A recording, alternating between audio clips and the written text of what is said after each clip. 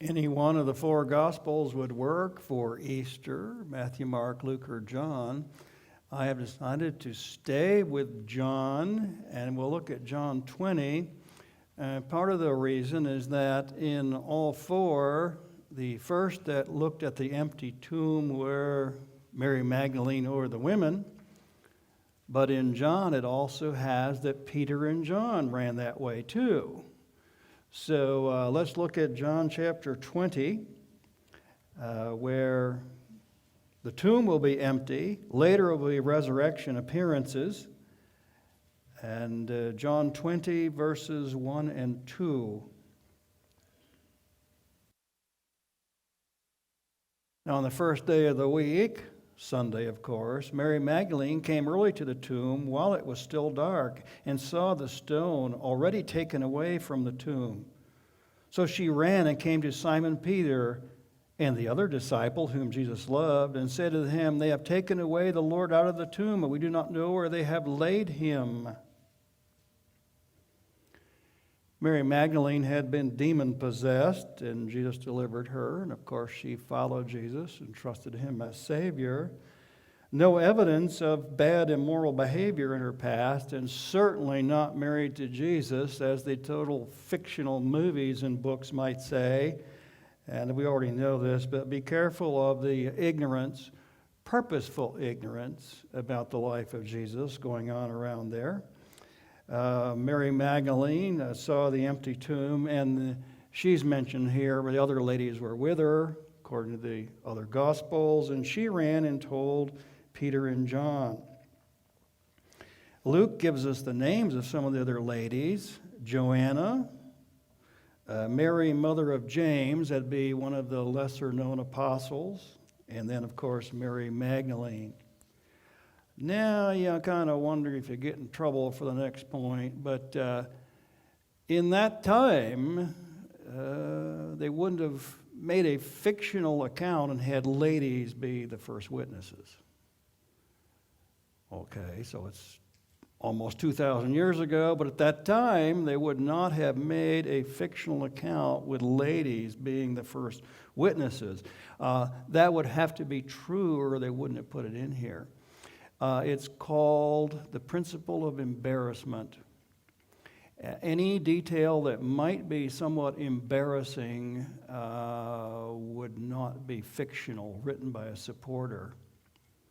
You have that with Peter's denials. Peter denied and the rooster crowed. Well, a supporter wouldn't have given that embarrassing detail if it were not true. So Peter did deny and the rooster crowed. Doubting Thomas, another principle of embarrassment. And although it seems odd to us, they would not have had ladies be the first and primary witnesses unless it had happened that way. If they were making a fictional account, they would not have made it this way. That must have been what happened. And even Luke 24:11 says, these words appeared as nonsense, and they would not believe them.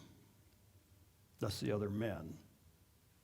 Because their first thought was, you ladies are crazy to see an empty tomb. So embarrassing details written by a supporter must be put in the category of correct details.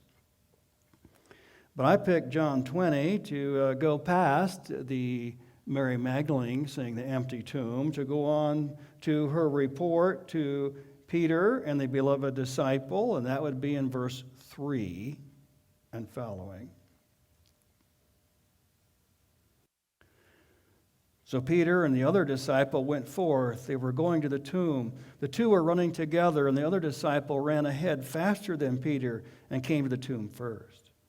And stooping and looking, he saw the linen wrappings lying there, but he did not go in. So Simon Peter also came, following him, and entered the tomb, and he saw the linen wrappings lying there, and the face cloth which had been on his head, not lying with the linen wrappings, but rolled up in a place by itself. So the other disciple who had first come to the tomb then also entered, and he saw and believed. For as yet they did not understand the scripture that he must rise again from the dead. So they both start running. And Peter was running, but the other disciple could run faster. This other beloved disciple was with Jesus on the Last Supper, sitting next to him. He witnessed the cross, standing there with the other ladies. And he is here in this story, and later will be by the Sea of Galilee when they go fishing. He is the author of this book. Last week we read John 19:35, where it says that we should believe those that were witnesses. And Apostle John, was likely fairly young when he followed Jesus around. I don't know, teenager, but 20 or whatever, younger. He lived to a long time, about 80, 95. They're still referring to the Apostle John. And the point being here is he's younger and can run faster. He got there first. April 5th, most likely. Everybody has different historians they like the best, but two of my favorite historians dated April 5th, AD 33, and he's quite young. Now, there's a detail here, like an eyewitness detail. There's going to be more of them, but, they saw the face cloth all rolled up lying over here. Detail of an eyewitness. There's some others in the Gospel of John, like in the next chapter, Jesus went fishing after his resurrection, and they caught 153 fish. Well, why not a lot of fish? Why not 150 fish? Why 153? There's a lot of kind of details here that would favor an eyewitness. But the one in this story is when they looked in, they saw the face cloth of Jesus rolled up, folded, taken care of. Now we all kind of fold towels and hand cloths and dishcloths all the time and pillowcases, and we fold it. Would it make any sense for grave robbers to come in and then tidy up the place? They're just kind of little evidences here. If you add them all together, I'm going that direction. They'll be very strong. Okay, the tomb was empty and Jesus was gone. But the soldiers will lie about grave robbing. Well, they folded it all up and put it all over here. Okay, no, that's an eyewitness detail, and it does not fit any grave robbing. Before we get back to that topic, Jesus appeared to Mary Magdalene, verse 10 and following. Now, she had already seen the empty tomb, but there haven't been any appearances yet. So that's where this is going. Let's look at verses 10 through 18. So the disciples went away again to their homes, but Mary was standing outside the tomb weeping. So as she wept, she stooped and looked into the tomb. And she saw two angels in white sitting, one at the head and one at the feet, where the body of Jesus had been laying. And they said to her, "Woman, why are you weeping?" She said to them, "Because they have taken away my Lord. I don't know where they have laid him." And when she had said this, she turned around and saw Jesus standing there and did not know that it was Jesus. That's another principle of embarrassment. After he got a complete resurrection, glorified body, he was recognizable, but it took a little bit. And there's another detail that would be a principle of embarrassment. You wouldn't put this in here unless it were true. That it took a little bit of talking with him, and you wouldn't put that in here unless it was true. So, okay, verse 15, Jesus said to her, "Woman, why are you weeping? Whom are you seeking?" Supposing him to be the gardener. And she said to him, "Sir, if you have carried him away, tell me where you have laid him, and I will take him away." Jesus said to her, "Mary." Then she figures it out, right? She turned and said to him in Hebrew, "Rabboni," which means my teacher. Jesus said to her, "Stop clinging to me, for I have not yet ascended to my Father, but I go to my brethren and say to them, I ascend to my Father and your father, and to my God and your God. So she obeys in verse 18. Mary Magdalene came announcing to the disciples, I have seen the Lord, and he has said these things to her. This is the first resurrection appearance to a lady. And again, in that day, if you were writing fiction, you wouldn't have ladies be the first to see an empty tomb. You wouldn't have Jesus appearing first. You would, if you're making up a story in that day, you would have done it totally different.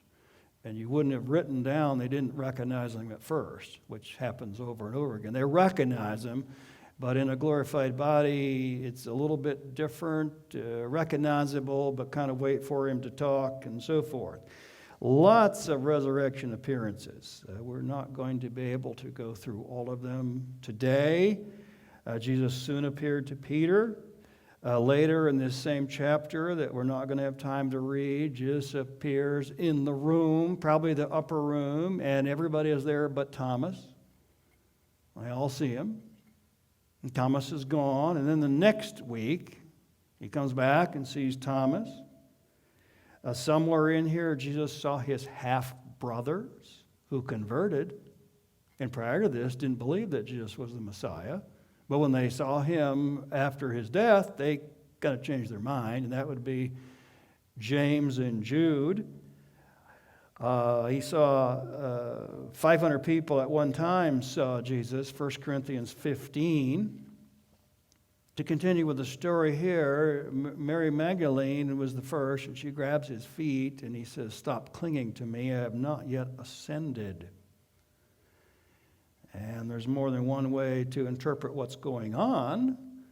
One would be is I'm not leaving for 40 more days, so you can quit holding on to me. I'm not going away for 40 more days.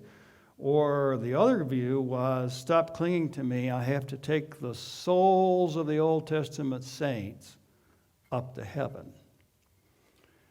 The early church, for at least 1900 years, had the conclusion that before Jesus died on the cross, no one who died went up. And that they all went down into two compartments, saved and unsaved. It kind of fits the story of the rich man and Lazarus, where Lazarus is in torment, and Lazarus is saved in Abraham's bosom, and the rich man's in torment, and there's some communication, but no talking with each other. So it's been very common to believe that prior to the cross, everybody went down into two different compartments, and that Jesus, before Easter, after he died, went down and took them all up. I wouldn't make that part of the doctrinal statement that everybody has to believe, but it's very, very old, and I think it's true. I think that's the best way to explain a number of texts. Like Jesus said, as Jonah was in the great fish for 3 days and 3 nights, so must the Son of Man be in the heart of the earth. So it could be, don't have to believe it, but it could be, stop grabbing me, I've got to take all the Old Testament saints up. Could be. It could be made to fit that way. At any rate, here's the first resurrection appearance, and we've already listed a bunch of the other ones. They're in 1 Corinthians 15. Then we do say that 1 Corinthians 15 list of resurrection appearances can be shown to be very early. 1 Corinthians was written about 57, but the resurrection appearances seem to be a quotation of an earlier document. And why they think this way is it sounds Semitic. It sounds Hebrew and Aramaic because it keeps saying, and that, and that, and that. And that is the way the Hebrews and Semitics would talk. So it sounds like it's an earlier document. Also, they don't call him Peter, they call him Cephas, which is Aramaic. So the list of the resurrection appearances is probably from the 30s. That's most probable. And then Paul incorporated it into 1 Corinthians 15 when he wrote it in the 50s. Most interesting here is Jesus' skeptical half-brothers. Jesus is born of a virgin, but then Mary and Joseph probably had these other brothers that we read about. Technically half-brothers, but the gospel calls them brothers. And they didn't believe in Jesus. In fact, in researching mental illness in the Bible, that would be one of the verses you would use, because in Mark chapter 3, 20 and 21, his brothers say he has lost his senses. His brothers, James and Jude, didn't believe him until, in 1 Corinthians 15, Jesus appeared to them. He appeared to them after his own death, and they changed. They changed totally. And they both persisted through all the decades, insisting Jesus did rise from the dead, and they saw him.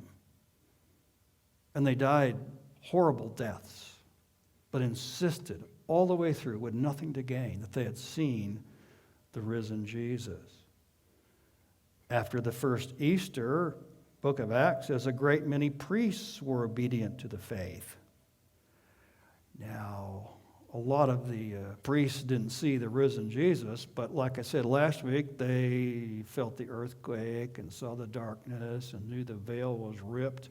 And then they get the testimony of all these Christians that say we have seen the risen Lord, and people totally changing their worldviews. Like half-brothers James and Jude, later Saul of Tarsus, a little bit later after this time. Now, when we think about how do you know Christianity is true, I would not start with the parting of the Red Sea. I would say hard to show the parting of the Red Sea. Hard to show that there were frogs in the land and bugs. I wouldn't start there. My answer to some of this stuff would say Jesus believed in the Old Testament, and Jesus believed in Jonah and the great fish, and so on and so forth. But a good place to start with how you know the Bible's reliable is to start with the life of Jesus and his works. The resurrection on Easter is the most important. There are others that are close. I'd put them a little bit below it, but one of them is Lazarus. The Palm Sunday account here in John is really strange, because in John chapter 12 and 11 and 12, it will say that many of the people came to see Jesus on Palm Sunday, but they also came to see Lazarus, who was in town. Now, how do you put that in a book if it didn't happen? I mean, you're really taking a great risk to put that in a book if it didn't happen. No one's seen Lazarus. He's buried over here. You put that in a book, and you're taking a great risk, because the rest of the book will be discredited, just like with the other things, earthquakes, darkness, veil and temple written true. But Lazarus was in town after his own funeral, and the witnesses that saw him come forth were testifying to it on Palm Sunday. Now, we don't have a video, but can you imagine making that statement? People running around and say, yeah, that's the guy that did it. How do you put that in a book if it didn't happen? You're taking a great risk. But then if it did happen, then Lazarus came forth. So next to the resurrection, I would say Lazarus' miracle has good evidence. And maybe we'd say feeding of the 5,000, that's a lot of public attention, or it's one of the widow's son that he raised from the dead on a funeral procession. But the most important one would be Jesus did miracles because his enemies said he did. They just said he did it by the power of Satan, Beelzebul. But even his enemies said he did the miracles. Regarding the resurrection, let's go in this direction. The tomb was empty. The tomb was empty because if not, all the soldiers had to say, is he still in here? That's all they had to do. These Christians are nuts.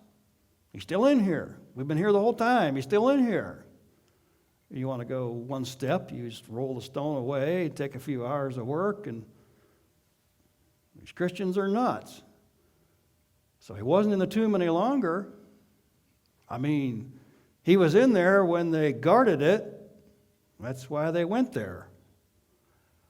And then it was empty. Now, how did it get empty? I think a lot of us already know this, but it'd be kind of good to review it because that's what we should tell other people. Okay? Okay, they've got the body in there. That's why the soldiers are there, and they're guarding it. But it's empty, or they would have turned it into an exhibit in a museum. So how did it get empty? Well, let me go through natural explanations that don't work.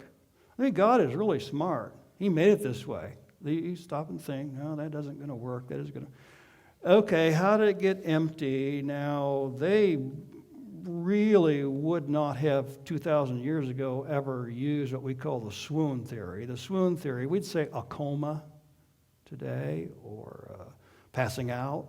He never really died on the cross. He just sort of passed out, and then they put him in the tomb, and later he got better and rolled it away and came out. Okay, but they stabbed him in the side. And the executioners knew a dead man when they saw it, but to make extra sure, they stabbed him in the side. And blood and water came out. I will copy off the medical study of that for our son when he has any free time, still studying medicine all the time, but the separation of heart fluids from water shows death. He didn't swoon. He died. And they wrapped him all up and put him in there, and he couldn't breathe after he's wrapped up anyway, but the stabbing to the side with the separation of the fluids, he died. And executioners knew a dead man when they saw him, and so did the people that did the funeral, and okay, he died. Swoon theory won't work. So what are some other ones? These are modern ones because I didn't think of them at the time. Let's see. They went to the wrong tomb and got all excited. But if they went to the wrong tomb, then the soldiers are still standing there in the right tomb. Jesus' body is still inside. And all they have to do is say, these people are crazy. Got the same thing with hallucinations, although that one's a little bit worse. Well, they were having hallucination. All these different people, same hallucination. 500 at once. That's not very good, but just to make an argument, if they had any hallucination, then Jesus is still in the tomb. And it could be disproven. So all these views, I mean, they don't really work. Jesus did die. He didn't swoon. They stabbed him, and heart fluid and blood came out. He's dead. Wrapped them all up. He's dead. That swoon theory won't work. They went to the wrong tomb. Well, then the soldiers are still guarding the real one. Here he is over here. Hallucination. Well, then they're still guarding the real one. They don't work. None of them work. They weren't used at the time. These are all modern ones. At the time, of course, while we were sleeping, they came and stole his body. Now, we've all read the book of Acts. They would like to arrest Christians all the time in the book of Acts, but were any of them ever arrested for grave robbing? They got arrested for preaching. They didn't get arrested for grave robbing. So I would say Pilate didn't really believe the story that while we were sleeping, they stole the body. Go a little further with it. While anyone is sleeping, they can't see anything. Terrible witness in court. While I was sleeping, all right, what did you see while you were sleeping? Nothing. Okay. Sentry duties did not sleep. In the Roman army, it was the death penalty. They didn't sleep, particularly 4 of them. Usually a contingent would be at least 4. They didn't sleep. They weren't all sleeping. Death penalty in the Roman army for sleeping. The governor's the one that did this. So when they come while we were sleeping, it's like nobody ever got arrested for that one. It does get worse. While we were sleeping, they came and dragged him out. Okay, how do you sleep through that? A rock covering a tomb in those days, say 6 foot diameter, nice and thick, 3,000 to 4,000 pounds, rolled down an incline with a wedge in it, and sealed with a seal, a little rope with wax on both sides. While we were sleeping, all 4 of us were sleeping, they came with pickaxes to knock the wedge out, and they came with horses and donkeys to pull the heavy thing up, and they had torches and lights so they could see while we were sleeping. I mean, there's a reason that nobody ever got charged.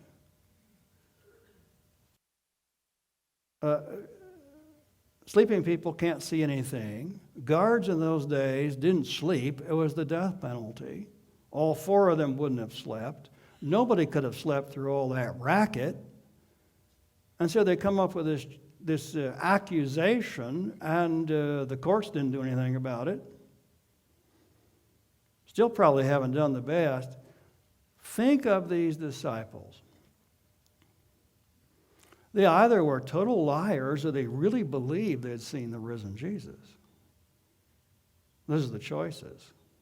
They really believed they had seen the risen Jesus because they're all going to die horrible deaths except for John. And they think they just put him in hot oil, by the way. But on the Isle of Patmos in prison, I mean, John suffered enough. But the other apostles, they die horrible deaths with nothing to gain, outcast from society, nothing to gain except suffering, and to the end, they all believed they had seen the risen Jesus. And they really believed they'd seen him.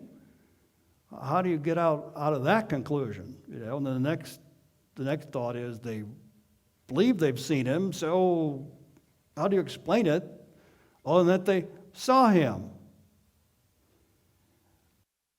So Christianity does come down to it takes faith, but the faith is reasonable. The faith is in the direction of lots of information. It's in that direction. It comes down to mainly, do you believe Jesus told the truth? Don't know whether to pause, but I've done this even with a few Muslims. Do you think Jesus was a liar? No, he told the truth. Well, then you should believe him.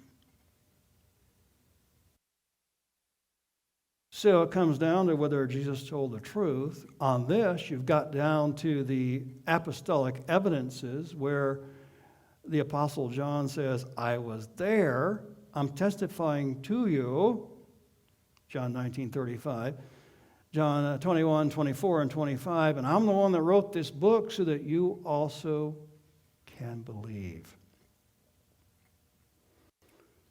So it does take faith, but I don't think it's like jumping out in the dark and nonsense faith, It's not like believing in Santa Claus.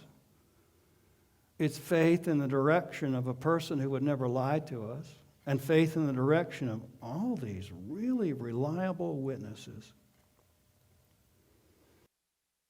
You remember the Greek word for witness? It's odd. Martyr. That's the Greek word for witness. And so many people who said they saw Jesus got killed. Over the time, the word martyr, which everybody would have thought this just means I saw something, over time it means I'm dead. To their suffering and dying days, they insisted they saw the risen Jesus.